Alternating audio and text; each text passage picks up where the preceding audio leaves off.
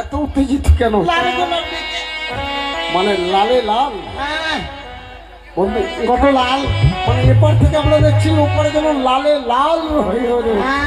এখন কে যে কে হয় আমরা বুঝতে পারছি। ঠিক বলেছে বন্ধু। বন্ধু, তারা ওপার থেকে এপারে আসতে চাইছে, হ্যাঁ হ্যাঁ, কিন্তু যাদের আশায় আমরা মাঝি সেজে বসে আছি, যদি তারা না হয়। ঠিক বলেছে বন্ধু, তাহলে পরিচয়টা ভালো করে নিয়ে নাও। তাহলে কেমন করে পার করবো?